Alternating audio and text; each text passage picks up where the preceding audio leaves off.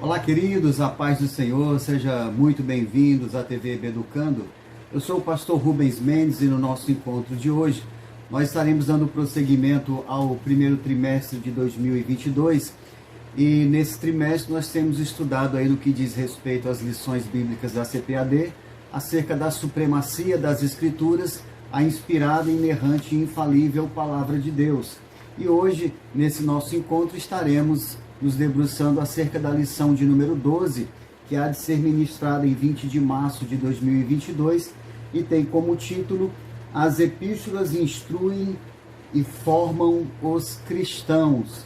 O nosso textual encontra-se na segunda carta de João, no capítulo 3, segunda carta de João, verso 13, né? Que diz assim: a graça, a misericórdia, a paz da parte de Deus Pai e da do Senhor Jesus Cristo, Filho do Pai, sejam convosco na verdade e amor. E a verdade prática diz o seguinte: as epístolas apresentam instruções vitais para a compreensão da doutrina cristã, bem como para a formação dos cristãos. Na nossa leitura bíblica em classe, nós temos aqui 3 porções em cartas diferentes. A primeira porção na primeira carta de Paulo aos Coríntios, capítulo 1, do verso 1 ao verso 3. Na primeira carta de Pedro, capítulo 1, versos 1 e 2. E segunda de João, capítulo 1, do verso 1 ao 3. Então nós estaremos aqui nessa lição de número 12, já estamos aí partindo para a conclusão desse trimestre abençoado, né? Onde nós tivemos a oportunidade aí de aprendermos bastante acerca da palavra de Deus, da composição, da estrutura, da inspiração, e de vários pormenores aí, né? De fato foi e tem sido um trimestre muito enriquecedor, e hoje nós estaremos aqui na penúltima lição falando sobre as epístolas. Veremos, né, que as epístolas elas compõem aí a maior parte do Novo Testamento. Então nós temos as epístolas paulinas, temos as epístolas gerais, e vamos aí nos aprofundar um pouco acerca desse assunto que é tão especial. Obviamente, por conta do tempo, nós estaremos apenas tendo aqui uma visão panorâmica, né, acerca desse assunto, mas de antemão eu gostaria de convidar você a nos ajudar e ajudar o nosso canal, a TV Beducando, curtindo, né, comentando, compartilhando, se inscrevendo no nosso canal. É muito significativa a sua participação, a sua parceria nesse projeto, para que juntos possamos levar essa mensagem a mais pessoas. E quanto mais pessoas interagem conosco, com o nosso canal, mais relevante se torna o nosso canal e mais distante ele acaba chegando. Tá bom, meus queridos? Então vamos aqui já começar a nossa reflexão, e nós temos aqui no tópico 1 da nossa lição como as epístolas paulinas nos instruem, né?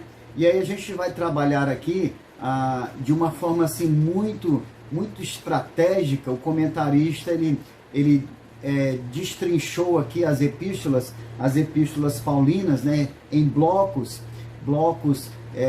com relação aos conteúdos, né, que essas epístolas apresentam. E aí nós vamos então pensar aqui sobre o bloco das epístolas relacionadas à soteriologia, que é a doutrina da salvação. Então nós estaremos vendo aqui algumas instruções salvíficas. Nós pensaremos também, refletiremos no segundo bloco acerca das instruções a respeito de Cristo. Então é uma abordagem mais cristológica, né? Pensando um pouco mais aí acerca da doutrina de Cristo. No subtópico 3 estaremos refletindo acerca das últimas coisas, da escatologia. Então essa doutrina também que é muito importante e que nos traz, como vimos na lição anterior, né? Nós vimos aí a importância do conteúdo escatológico, profético, e o quanto isso contribui para que a nossa esperança se mantenha de pé e a gente possa também fazer uma leitura apropriado dos acontecimentos, não nos deixando então levar pelo desespero, porque nós estamos observando em tudo isso o cabal cumprimento da palavra de Deus. Então, se a palavra está se cumprindo, isso mostra que Deus é fiel, né? Deus é verdade, e então a gente pode descansar no Senhor. E o quarto subtópico aqui do primeiro tópico fala acerca das instruções pastorais e pessoais, né? Que são cartas mais específicas. Então nós vamos começar aqui no subtópico 1, falando sobre as instruções salvíficas e abordando aí essas 4 cartas que fazem parte, né, que compõem esse bloco aí de epístolas soteriológicas, né, epístolas ligadas à doutrina da salvação. Essas epístolas são Romanos, Gálatas, 1º e 2º aos Coríntios. Então, no que diz respeito à epístola de Paulo aos Romanos, né, é importante também que a gente tenha em mente que elas não estão aqui na sequência cronológica, né, elas estão dispostas por conteúdo e não dentro da cronologia, até porque se nós formos observar a doutrina, a carta aos Romanos, na epístola aos Romanos, ela foi escrita no ano 57 depois de Cristo e a carta aos Gálatas no ano 49. Então, nós podemos observar que a disposição aí das epístolas não estão seguindo a questão cronológica, tá bom? Então, a carta aos Romanos, ela é a mais longa, é a mais teológica e ela é a mais influente de todas as epístolas paulinas, né? Nós vamos ver aqui na carta de Paulo aos Romanos a questão aí, né, da salvação pela fé, né? A carta aos Romanos, ela tem como um dos versículos áureos aí, Romanos 1:17, mas o justo viverá da fé. E é muito importante quando a gente pensa em fé, e a gente vai trabalhar um pouco aqui acerca dessa palavra, dessa expressão fé, né? Porque Paulo trabalha bastante sobre isso, e é importante que a gente tenha em meio os diversos significados dessa expressão fé, né?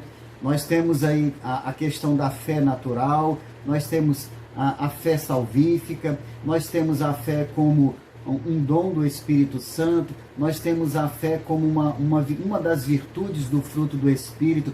Então é muito interessante nós estarmos inteirados acerca dessa diversidade de significados da palavra fé, para que quando nós estivermos aí estudando a palavra de Deus, a gente possa ter um bom nível de interpretação, né, de entendimento acerca do contexto, que em alguns momentos a gente vai se deparar com a fé sendo abordada sob a ótica natural, que vem a ser, por exemplo, a fé natural. É aquela fé que todas as pessoas têm, num sentido bem simplório aqui, um exemplo bem simples, quando a gente de repente sai de casa para ir ao trabalho, para ir a algum lugar, né? Nós temos fé que nós estamos saindo e iremos chegar lá. É uma coisa bem básica, mas é uma expressão de fé. Você vai sair para o trabalho, você sai já praticamente convicto de que você vai trabalhar, você vai chegar no seu trabalho. Então essa é uma fé natural. A fé salvífica é aquela fé que todos nós precisamos, né? Todo homem, todo ser humano precisa para abrir o seu coração para o Senhor Jesus, né? Para estabelecer uma aliança com Cristo. Então, é mediante essa fé salvífica que o homem cai em si, que o homem toma o entendimento apropriado acerca da pessoa de Cristo, do sacrifício de Cristo, da nossa condição enquanto pessoas distantes de Cristo. Então, essa fé ela vem operar em nós essa conscientização. E quando essa fé ela é colocada em prática, naturalmente o homem se volta para Deus, ele abre o seu coração para Deus. Então essa é a fé salvífica. temos também, como já falamos, a fé como um dom espiritual. Então, na primeira carta de Paulo, no capítulo 12, no verso 9, vem dispondo ali acerca dos dons do Espírito Santo, né? E dentre esses dons, nós temos aí a questão da fé, o dom da fé. O dom da fé, a grosso modo, poderíamos ilustrar como aquela habilidade ou aquela capacidade que alguém, quando está munido desse dom, de enxergar as coisas de forma que as outras pessoas não estão enxergando. Então, de uma forma assim, bem prática, a gente pode usar aqui a história de Josué e Caleb, né? Eu não quero dizer aqui que exatamente esse dom estava se manifestando lá, porque esse dom ele é bem mais trabalhado na questão do Novo Testamento, mas apenas a título de exemplo, nós vimos ali quando os 12 espias foram espiar, né, a Terra Prometida, e eles viram ali os detalhes da Terra Prometida, e ao voltarem para o arraial de Israel, eles foram apresentar o relatório. Então, desses 12 espias, 10 deles apresentaram um relatório que aterrorizou o arraial de Israel, o povo de Israel.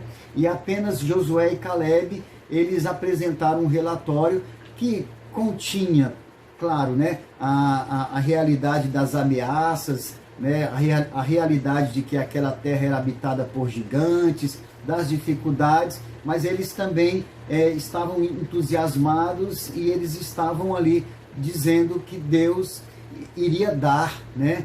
Deus iria dar aquela terra a despeito de quaisquer dificuldades que pudessem se apresentar. Então eram pessoas que estavam vendo as circunstâncias sobre um outro ponto de vista, né? E quem tem o dom da fé, na verdade, tem essa capacidade de enxergar, né? E por enxergar mais além, ousa mais, né?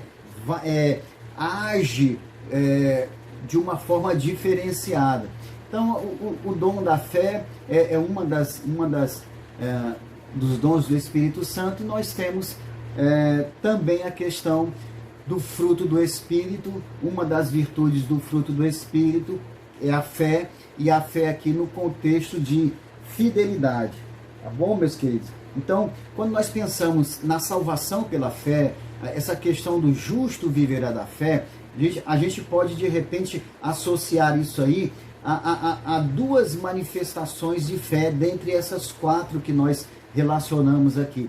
Nós podemos trabalhar com a fé salvífica, porque essa fé salvífica é justamente aquela fé que nos introjeta no reino, né? É aquela fé que, na verdade, faz parte desse processo que abre-nos a porta para o reino de Deus. Então tem a fé salvífica e tem essa fé que é uma das virtudes do fruto do Espírito, que está relacionado à fidelidade. Então, o justo viverá pela fé salvífica.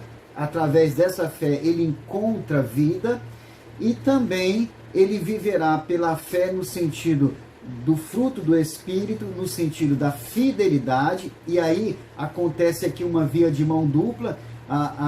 O justo vive pela fé no sentido de confiar na fidelidade de Deus, porque é justamente a fidelidade de Deus que nos sustenta, né, e que nos suporta. Mas também, em contrapartida, por termos o fruto do Espírito, a gente também corresponde a essa fidelidade de Deus a nós, também procurando viver uma vida de fidelidade a Ele, né? Então é muito importante nós conhecermos aí um pouco desses contextos, né, que nos ajudam a entendermos melhor essas expressões teológicas, né? A Carta aos Romanos, ela é muito teológica, ela é muito profunda, mas assim, um dos manuais, né, doutrinários aí, da igreja, né, do Senhor. E aí nós aqui, já ainda no bloco das epístolas soteriológicas, né, das instruções da salvação, nós temos a carta aos Gálatas, né? Na carta aos Gálatas, Paulo ele faz aí uma profunda contraposição entre a questão da fé e das obras, mostrando que as pessoas não são salvas através das obras, mas mediante a fé, né, em Cristo Jesus. E Paulo ele elabora essa carta aos Gálatas justamente para trabalhar aí numa defesa, né, uma defesa da igreja em dias em que a igreja estava vivendo ali uma efusão de heresias. Então Paulo ele escreve aquela carta aos Gálatas, e que serve logicamente para nós, igreja do Senhor desses dias. Essa carta tem como finalidade confrontar e combater a questão do legalismo, né? A questão da religiosidade. Então havia um contexto judaizante, muito religioso, muito legalista no seio da igreja ali dos primeiros dias. E hoje, mesmo não tendo mais esse contexto tão judaizante, mas a gente ainda vive aí sendo bombardeados por propostas de religiosidade, né? De uma religiosidade que na verdade não está relacionada com a profundidade das coisas de Deus, mas que leva as pessoas a viverem apenas na derme, né, na superficialidade. Então a carta aos Gálatas teve esta proposta, e aí depois nós temos a carta aos Coríntios, né, a primeira carta de Paulo aos Coríntios, que vem apresentando o Cristo crucificado. Aquele contexto ali era um contexto onde transitava ali o mundo grego e judaico. Então havia grupos, né, de gregos sempre interessados na questão da sabedoria, e grupos de judeus sempre procurando sinais, manifestações de Deus para comprovarem, né, as coisas. Então Paulo ele vem apresentando o Cristo crucificado, que é a sabedoria de Deus e o poder de Deus. Então, para resposta aos gregos que buscavam sabedoria, Paulo apresenta o Cristo crucificado, que é a sabedoria de Deus. E para resposta aos judeus que buscavam sinais, Paulo apresenta também o Cristo crucificado, que é o poder de Deus. Nessa primeira carta de Paulo aos Coríntios, é trabalhado também de uma forma bem abrangente a questão de resolução, né, de alguns problemas, né? Essa primeira carta de Paulo trabalha muito aí sobre problemas internos, problemas relacionais, divisões, contendas, né, dissensões, preferência por líderes, dificuldades na vida conjugal. Então Paulo ele trabalha bastante também, é a epístola que mais trata de problemas dentre todas as epístolas paulinas. E aí nós entramos aqui na segunda carta aos Coríntios, que trabalha profundamente a questão do ministério da reconciliação, né? A reconciliação, Paulo vem trabalhando aí os pressupostos, os critérios para que o homem ele possa se reconciliar com Deus. Então aqui nós encerramos esse primeiro bloco, que é o bloco das epístolas soteriológicas, né, com instruções salvíficas, e nós então aqui entramos no segundo subtópico, que fala sobre as epístolas relacionadas à cristologia ou à doutrina de Cristo, né? Então nós temos Efésios, Filipenses e Colossenses. E vamos aqui pensar um pouco, fazer um panorama, né, bem superficial sobre essas epístolas. No caso da epístola aos Efésios, nós temos aqui Paulo trabalhando bastante a própria pessoa de Cristo e o seu relacionamento com a igreja. Então nós vemos aqui Paulo apresentando Cristo como o cabeça, a igreja como corpo, Cristo como noivo, a igreja como a noiva. Então Paulo trabalha bastante essa relação, né, de intimidade entre Cristo e a sua igreja, nos mostrando aí que nós estamos já reinando com ele, assentados com eles, né? na dimensão espiritual. Temos também a questão da epístola aos Filipenses, que é uma epístola que trabalha bastante essa necessidade do cristão aprender a se regozijar a despeito das dificuldades, a despeito das tribulações essas que seriam corriqueiras, né? E são corriqueiras na vida de um cristão.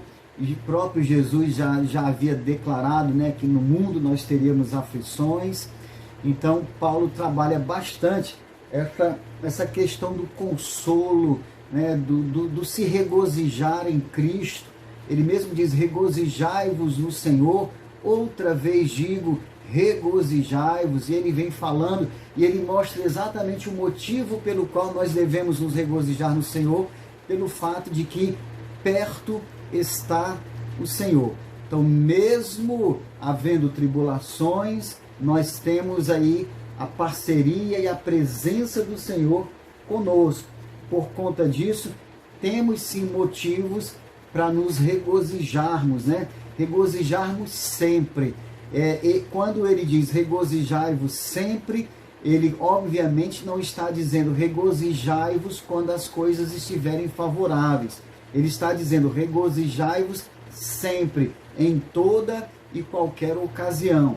E aí nós temos aqui a epístola aos Colossenses, né, que fala sobre a necessidade de nós nos revestirmos a nova natureza em Cristo, né, e vivermos essa realidade, a realidade de que a nossa vida está escondida em Cristo, com Deus, né, ou com Cristo em Deus. Então, Paulo, aqui aos Colossenses, ele mesmo fala aqui no capítulo 1, no verso 7 de Colossenses: Cristo em vós, esperança da glória. Então, nós vamos dar continuidade aqui a essa questão já no terceiro subtópico, né? Entrando aqui para as instruções das últimas coisas, sobre as últimas coisas, que são as epístolas relacionadas aí ao contexto escatológico, aos últimos dias. E aí nós temos a primeira e a segunda cartas aos Tessalonicenses, né? Na primeira carta fala sobre a questão do retorno de Cristo, como vai se processar ali a questão do arrebatamento, o que vai acontecer com aqueles que estiverem na ocasião mortos em Cristo, como vai acontecer com aqueles que vão estar vivos por ocasião da vinda do Senhor. É uma transformação que acontecerá na nossa natureza. Os mortos ressuscitarão primeiro, serão transformados. Nós, ou aqueles que estiverem vivos na ocasião, também serão transformados. O corpo da corruptibilidade será mudado em um corpo incorruptível, né? E aí haverá então a questão do arrebatamento.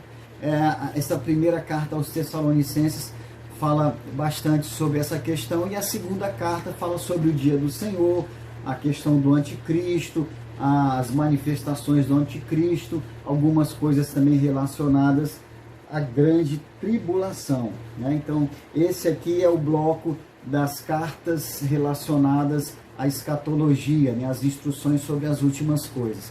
E aí, por fim, nós temos aqui nesse primeiro tópico, o quarto subtópico, que fala sobre as instruções pastorais e pessoais, né? Que são epístolas mais particulares, embora elas sejam altamente proveitosas para nós, né?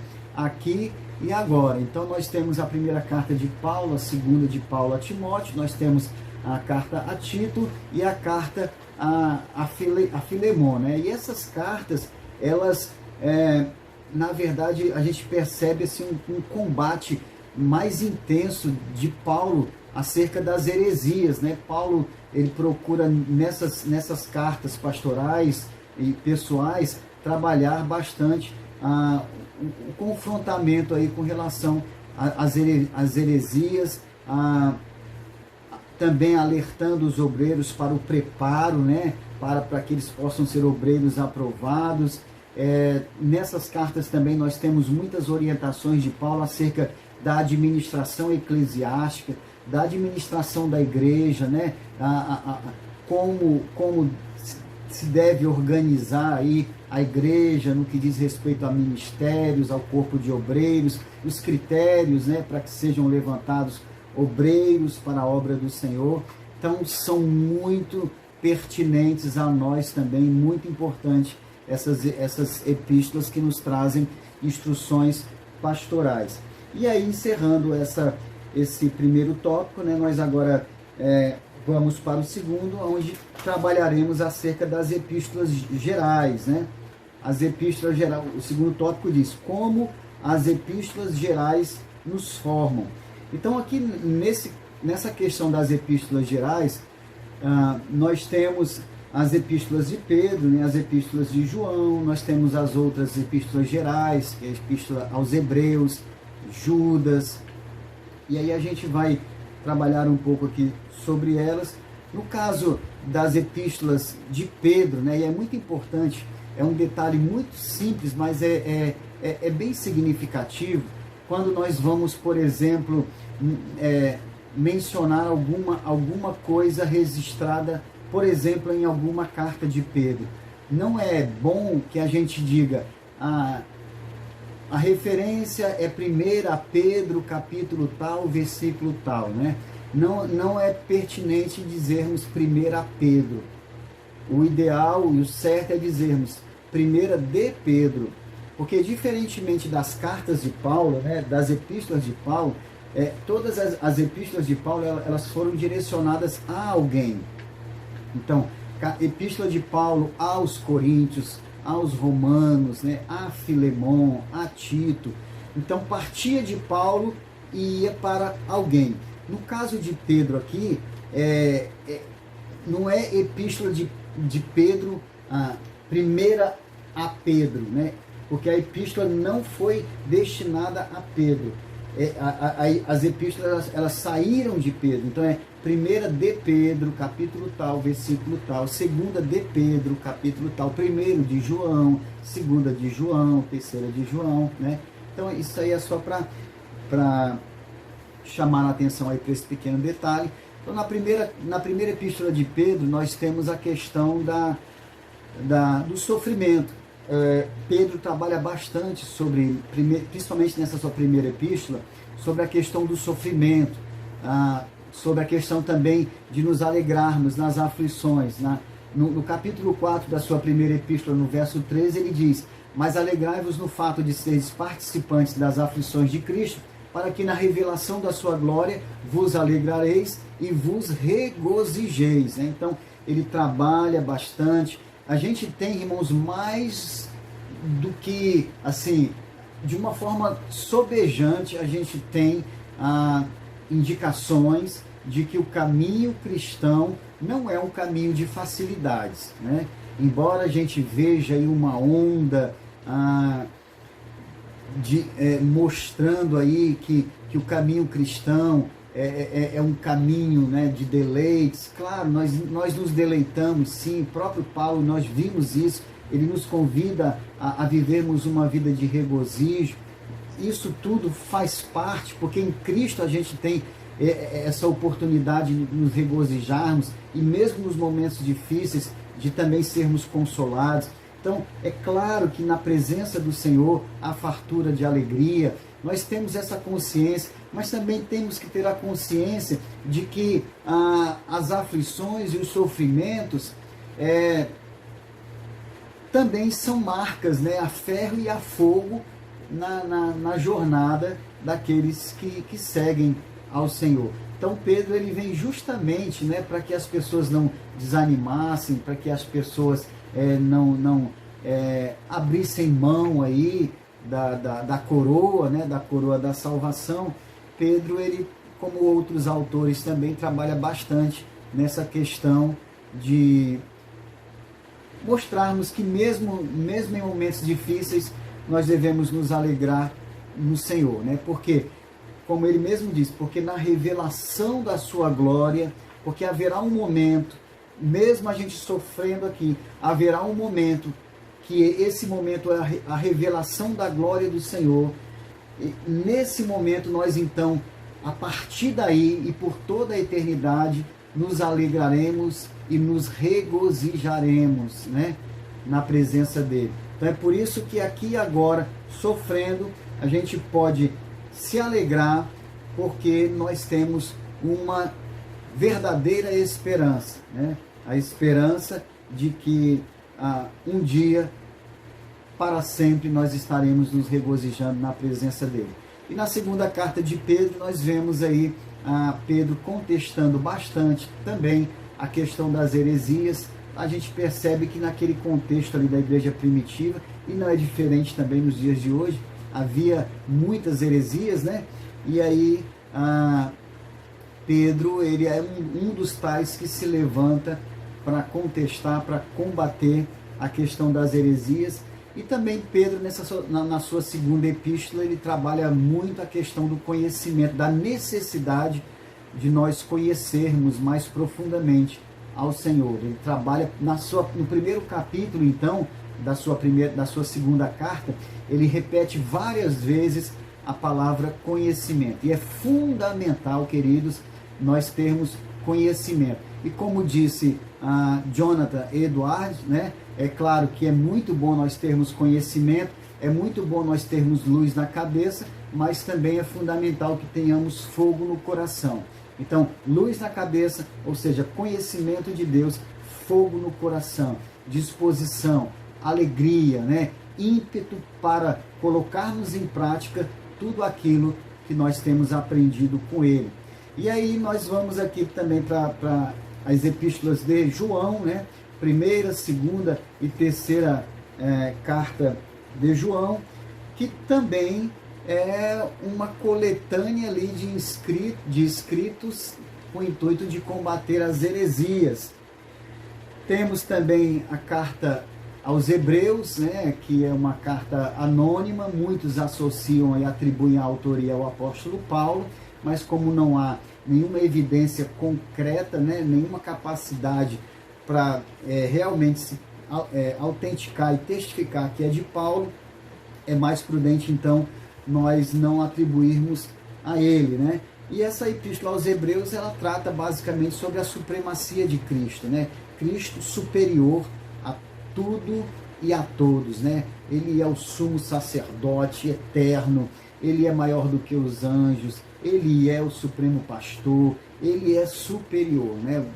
O Cristo que nós servimos e entregamos a nossa vida ao seu senhorio, ele é sobre tudo e sobre todos. Glória, pois, a ele. Amém. E temos aqui também a carta de Tiago. Carta de Tiago trabalha bastante aí a questão das obras, né? Mas as obras não pelas obras necessariamente, mas as obras como uma evidência de uma fé pujante, de uma fé ativa, né? Então, não são obras para nos tornarem aceitáveis a Deus. São obras que resultam de uma fé que nos tornou aceito, que nos introduziu no projeto dele, né? Então, a partir dessa fé, o que deve resultar é justamente uma vida vivida compativelmente aquilo que é o caráter de Deus, né? Um caráter de alguém que ajuda, que estende a mão, que socorre, e assim como é o nosso Senhor, devemos ser também. Então Tiago trabalha muito acerca da questão das obras como evidência da fé.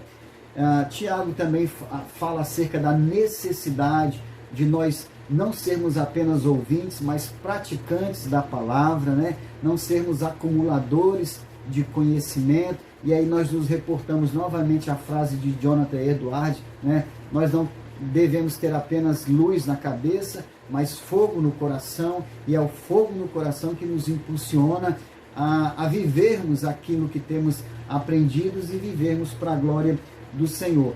Tiago também fala acerca da necessidade do controle da língua, né? Que é um dos grandes desafios do ser humano. A língua, que é um pequeno músculo que pesa em média 62 gramas ou 62 gramas, mas que é capaz de causar grandes destruições.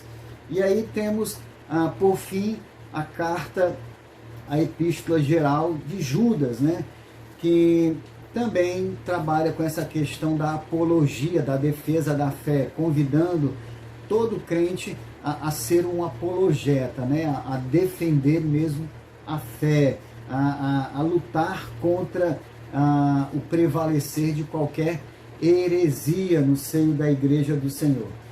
Queridos, então nós fechamos aqui esse bloco acerca dessas epístolas, as epístolas paulinas, as epístolas gerais, muito embora existam ainda dentro do Novo Testamento outras cartas, né? É claro que essas cartas elas estão inseridas em livros que não fazem parte necessariamente do gênero literário carta, né? Epístola. Então, por exemplo, nós temos as 7 cartas aos anjos das 7 igrejas da Ásia Menor, né? Lá em Apocalipse. Nós temos também no livro aos Romanos, ou melhor, no livro dos Atos dos Apóstolos, nós temos 2 cartas, uma no capítulo 15, quando os anciãos ali em Jerusalém, os apóstolos, né, eles escrevem uma carta por conta de um problema que estava acontecendo nas igrejas fora ali do contexto de Jerusalém, nas igrejas onde Paulo, né, estava trabalhou nas suas viagens missionárias. Então chegavam grupos de judeus, os judaizantes nessas igrejas, lá no meio dos gentios, e começavam a pregar que era necessário que eles se circuncidassem e cumprissem, né, os rituais da lei. E então Paulo foi a Jerusalém para ver o posicionamento ali dos apóstolos, dos pais da igreja, e aí eles escreveram uma carta, né, para que Paulo e os outros irmãos levassem, como se fosse uma circular, levassem pelas igrejas onde eles iriam visitar, mostrando o que na verdade os gentios precisavam observar, né? Eles deviam se abster dos ídolos, da prostituição, da carne sufocada, do sangue, né? Então essa também é uma carta, né? E temos uma outra carta lá no capítulo 23 de Atos, quando Paulo ali, ele é preso, né, e a multidão queria linchá-lo, então ele é preso, e ali o tribuno ali daqueles dias, o tribuno Cláudio, ele escreve uma carta para o presidente Félix, né, para apresentar Paulo, para falar acerca daquela situação. O tribuno ele não via nenhum problema em Paulo que o condenasse à morte, mas o povo estava forçando essa situação. Então o tribuno ele prende Paulo, ele protege Paulo, e a intenção é enviá-lo aí para tirá-lo ali daquele ambiente hostil, né? Então é mais uma carta aí, a gente pode perceber no ambiente do Novo Testamento. E aí, fechando aqui a nossa lição, nós temos o tópico 3, que fala sobre as epístolas, né? As epístolas continuam a falar. Então nós temos aqui a questão das doutrinas da justificação, da santificação, a doutrina da glorificação, e aí nós entendemos que nesse processo, né, o pecador ele é salvo pela graça, é justificado pela fé, é santificado pelo Espírito e prossegue até a medida da estatura de Cristo. É esse processo que, via de regra, acontece na vida de quem estabelece uma aliança com o Senhor, né? É o processo ali da salvação pela graça, a justificação, aí a santificação, entendendo que a santificação ela tem um contexto inicial, né? Mas é um processo que acompanha o crente aí na sua jornada aqui na terra. Então existe a questão da santificação no contexto de separação, quando o crente ele é separado do mundo de pecado, né? Do contexto de pecado, Então, e isso está relacionado também a essa questão de ser tirado, né, desse ambiente de pecado. Tá relacionado à santidade, né, santo no sentido de separado, mas a santificação também tem a ver com esse processo, né, de transformação, de mudança da nossa essência, né, do amortecimento da nossa natureza humana, para que o nosso espírito ele possa estar recebendo de Deus e sendo aí o condutor, sendo a voz prevalente, né? Não a voz da nossa natureza, nem a voz da nossa alma, né? que é muito inclinada às coisas da nossa natureza humana. Então nós temos aí esse processo que acontece dia após dia, né? E é mais ou menos parecido com aquela ilustração do vaso, do filtro de barro, né? Quando a gente compra um filtro de barro, para aqueles filtros que a gente coloca água ali para beber, e é muito perceptível ali o fato de quando nós compramos um filtro novo e colocamos a água ali, a gente vai experimentar a água, ela tem um gosto muito forte do barro, né? Mas à medida que o tempo vai passando, esse sabor do barro intenso vai diminuindo, até chegar a um ponto de que aquele filtro, ele vai estar dando ali basicamente uma água com quase o mesmo paladar, mesmo sabor de quando ela vem, né? Ela chega até a nossa casa. Porque a água vai passando ali, com o tempo aquele sabor de barro ele vai sendo eliminado. Então o processo de santificação, claro, guardando as devidas proporções, é mais ou menos comparado a isso, né? Quanto mais contato a gente vai tendo com o Senhor, mais essa nossa essência de barro, esse gosto de barro vai saindo, e cada vez mais o cheiro de Cristo, o sabor de Cristo, as coisas do reino de Deus vão prevalecendo na nossa vida. Amém, meus queridos? Que Deus em Cristo abençoe a você. Não esqueça de curtir. Se você achou esse nosso comentário pertinente, curta, comente, compartilhe e se inscreva no nosso canal. Tá bom? Até o nosso próximo encontro. Que Deus te abençoe.